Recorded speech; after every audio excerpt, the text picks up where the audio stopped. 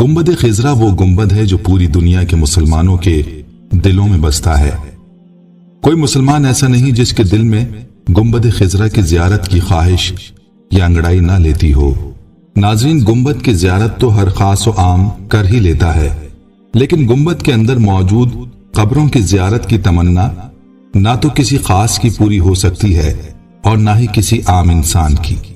ہر کسی کی رسائی بس ان جالیوں تک ہی ہے جو روضہ رسول صلی اللہ علیہ وسلم کے گرد چار دیواری کی جالیاں ہیں۔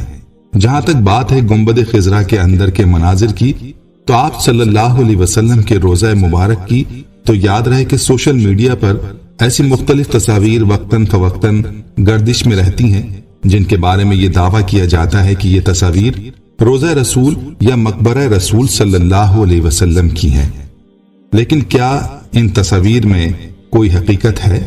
اس بارے میں ہم آپ کو اس حقیقت کے بارے میں بتائیں گے، اور ساتھ میں یہ بھی بتائیں گے کہ روضہ رسول صلی اللہ علیہ وسلم کی زیارت کی آخری سعادت کب اور کس کو نصیب ہوئی۔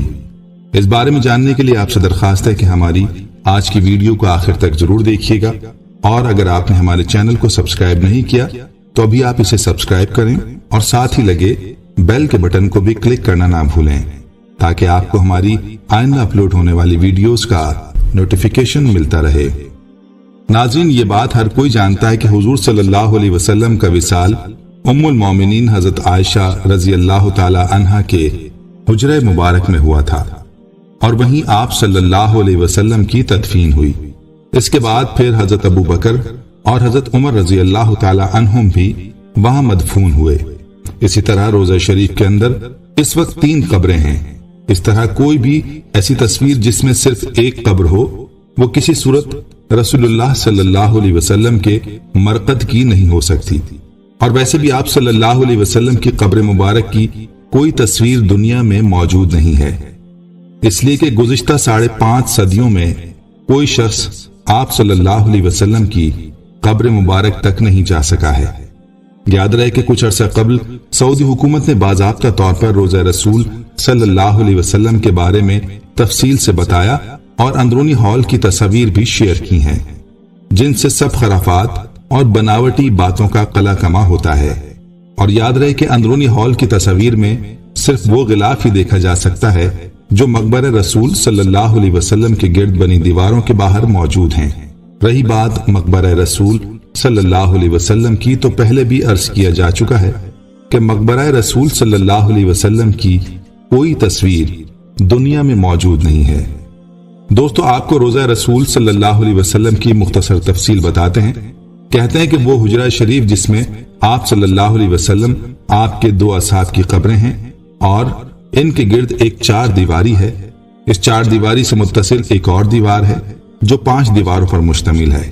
یہ 5 کونوں والی دیوار حضرت عمر بن عبدالعزیز رحمت اللہ علیہ نے بنوائی تھی، اور ان کے 5 کونے رکھنے کا مقصد اسے خانہ کعبہ کی مشابہت سے بچانا تھا۔ اس 5 دیواری کے گرد ایک اور 5 دیواروں والی فصیل ہے۔ اس 5 کونوں والی فصیل پر ایک بڑا سا پردہ یا غلاف ڈالا گیا ہے۔ یہ سب دیواریں بغیر دروازے کے ہیں، لہذا کسی کے ان دیواروں کے اندر جانے کا امکان ہی نہیں ہے۔ روضہ رسول صلی اللہ علیہ وسلم کے اندر سے زیارت کرنے والے بھی اس 5 کونوں والی دیوار پر پڑے پردے تک ہی جا پاتے ہیں، لہذا جو یہ دعویٰ کرے کہ اس نے روزے تک رسائی کی، یا یہ کہتا ہے کہ اس کے پاس روزہ مبارک کی تصویر ہے، وہ سراسر جھوٹا ہے۔ روزہ رسول پر سلام عرض کرنے والے عام زائرین جب سنہری جالیوں کے سامنے کھڑے ہوتے ہیں تو جالیوں کے سوراخوں سے انہیں بس وہ پردہ ہی نظر آ سکتا ہے جو حجرہ شریف کی 5 دیواری پر پڑا ہے۔ اسی طرح سلام پیش کرنے والے زائرین اور حضور صلی اللہ علیہ وسلم کی قبر اطہر کے درمیان گو کے چند گز کا فاصلہ ہوتا ہے، لیکن درمیان میں کل 4 دیواریں حائل ہوتی ہیں۔ ایک سنہری جالیوں والی دیوار، دوسری 5 کونوں والی دیوار، تیسری ایک اور 5 دیواری، اور چوتھی وہ 4 دیواری جو اصل حجرے کی دیوار تھی۔ گزشتہ 1300 سال سے اس 5 دیواری حجرے کے اندر کوئی نہیں جا سکا ہے، سوائے 2 مواقع کے۔ ایک بار 91 ہجری میں حضرت عمر بن عبدالعزیز رحمت اللہ علیہ کے دور میں ان کا غلام، اور دوسری بار 881 ہجری میں معروف مورخ علامہ سمہودی کے بیان کے مطابق وہ خود۔ مسجد نبوی میں قبلے کا رخ جنوب کی جانب ہے۔ نبی پاک صلی اللہ علیہ وسلم کا روضہ مبارک ایک بڑے ہال کمرے میں ہے۔ بڑے ہال کمرے کے اندر جانے کا دروازہ مشرقی جانب ہے، یعنی جنت البقیع کی سمت۔ یہ دروازہ صرف خاص شخصیات کے لیے کھولا جاتا ہے۔ اس دروازے کے اندر داخل ہوں تو بائیں جانب حضرت فاطمہ الزہرا رضی اللہ تعالی عنہا کی محراب ہے۔ اس کے پیچھے ان کی چارپائی سریر ہے۔ ہال کمرے میں روضہ مبارک کی طرف جائیں تو سبز غلاف سے ڈھکی ہوئی ایک دیوار نظر آتی ہے۔ 1406 ہجری میں شاہ فہد کے دور میں اس غلاف کو تبدیل کیا گیا۔ اس سے قبل ڈھانپا جانے والا پردہ 1370 ہجری میں شاہ عبدالعزیز آل سعود کے زمانے میں تیار کیا گیا تھا۔ مذکورہ دیوار 881 ہجری میں اس دیوار کے اطراف تعمیر کی گئی جو 91 ہجری میں حضرت عمر بن عبدالعزیز نے تعمیر کی تھی۔ اس بند دیوار میں کوئی دروازہ نہیں ہے۔ قبلے کی سمت اس کی لمبائی 8 میٹر، مشرق اور مغرب کی سمت 6.5 میٹر اور شمال کی جانب دونوں دیواروں کی لمبائی ملا کر 14 میٹر ہے۔ کہا جاتا ہے کہ 91 ہجری سے لے کر 881 ہجری تک تقریباً 8 صدیاں کوئی شخص آپ صلی اللہ علیہ وسلم کی قبر مبارک کو نہیں دیکھ پایا۔ اس کے بعد 881 ہجری میں حجرہ مبارک کی دیواروں کے بوسیدہ ہو جانے کے باعث ان کی تعمیر نو کرنا پڑی۔ اس وقت نامور مورخ اور فقیہ علامہ نور الدین ابو الحسن سمہودی مدینہ منورہ میں موجود تھے، جنہیں ان دیواروں کی تعمیر نو کے کام میں حصہ لینے کی سعادت حاصل ہوئی۔ وہ لکھتے ہیں کہ 14 شعبان 881 ہجری کو 5 دیواری مکمل طور پر ڈھا دی گئی۔ دیکھا تو اندرونی 4 دیواری میں بھی دراڑیں پڑی ہوئی تھیں، چنانچہ وہ بھی ڈھا دی گئیں۔ ہماری آنکھوں کے سامنے اب مقدس حجرہ تھا۔ مجھے داخلے کی سعادت ملی۔ میں شمالی سمت سے داخل ہوا۔ خوشبو کی ایسی لپٹ آئی جو زندگی میں کبھی محسوس نہیں ہوئی تھی۔ میں نے رسول اللہ صلی اللہ علیہ وسلم اور آپ کے دونوں خلفاء کی خدمت میں ادب سے سلام پیش کیا۔ مقدس حجرہ مربع شکل کا تھا۔ اس کی 4 دیواری سیاہ رنگ کے پتھروں کی بنی تھی، جیسے خانہ کعبہ کی دیواروں میں استعمال ہوئے ہیں۔ 4 دیواری میں کوئی دروازہ نہ تھا۔ میری پوری توجہ 3 قبروں پر مرکوز تھی۔ تینوں سطح زمین کے تقریباً برابر تھیں۔ صرف ایک جگہ ذرا سا ابھار تھا۔ یہ شاید حضرت عمر رضی اللہ تعالی عنہ کی قبر تھی۔ قبروں پر عام سے مٹی پڑی ہوئی تھی۔ اس بات کو 5 صدیاں بیت چکی تھیں، جن کے دوران کوئی انسان ان مہر بند اور مستحکم دیواروں کے اندر داخل نہیں ہوا۔ السمودی نے اپنی کتاب میں حجرہ نبوی صلی اللہ علیہ وسلم کا ذکر کرتے ہوئے تحریر کیا کہ اس کا فرش سرخ رنگ کی ریت پر مبنی ہے۔ حجرہ نبوی کا فرش مسجد نبوی کے فرش سے تقریباً 60 سینٹی میٹر نیچے ہے۔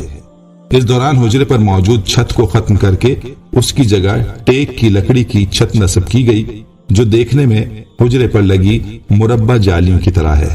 اس لکڑی کے اوپر ایک چھوٹا سا گنبد تعمیر کیا گیا جس کی اونچائی 8 میٹر ہے اور یہ گنبد خضرا کے عین نیچے واقع ہے۔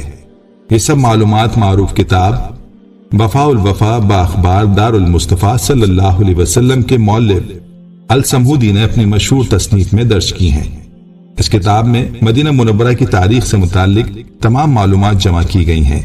علامہ سمہودی کی وفات 911 ہجری میں ہوئی۔ 881 ہجری یا 1477 عیسوی سے لے کر اب تک تقریباً 550 سال کے عرصے میں کوئی انسان حضور صلی اللہ علیہ وسلم کی قبر مبارک کی زیارت نہیں کر سکا۔